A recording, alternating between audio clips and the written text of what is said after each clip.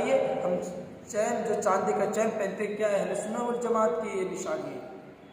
गले पर हार पहनते हैं औरतों की तरह, सोने की अंगूठी पहनते हैं, ये जायज़ है? नहीं। फिर हम अहले सुन्नत वल जमात के कायल जो हैं तो इसका जो दावा करते हैं फिर वो उस पर काम खड़े उतर पाते हैं। याद रखिए, दावा करने से अगर काम चलता तो फिर फिरऔन भी था जो अपने आप को दावा करता था कि मैं खुदा हूँ, अना रब्बुकुमुल आला, मैं दुनिया का सबसे बड़ा रब हूँ। वो भी तो दावा करता था, क्या वो हकीकत में अल्लाह हो गया?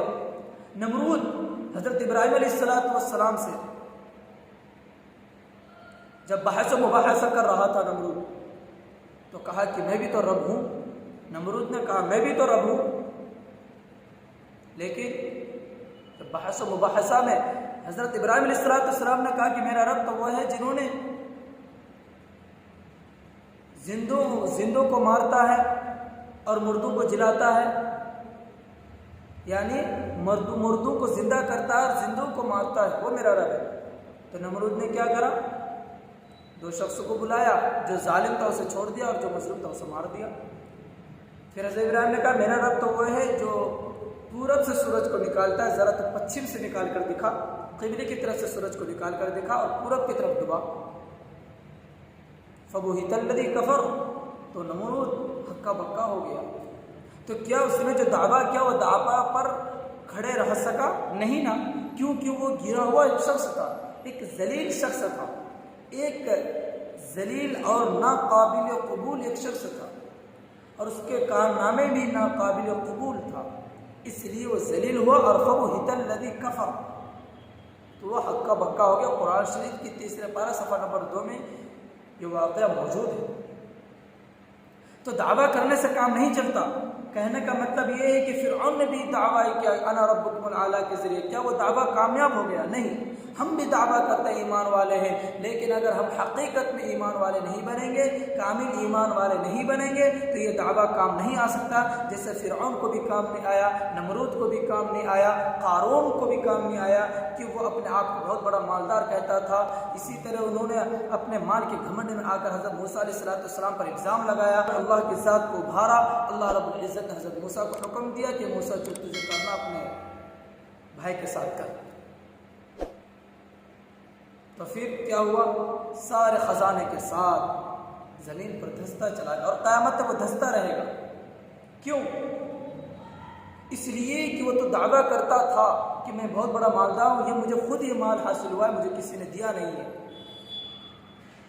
जब उसने झूठा दावा किया तो उस झूठे दावा पर ही कायम रहा, उसको उसके माल ने भी उसे नहीं बचाया।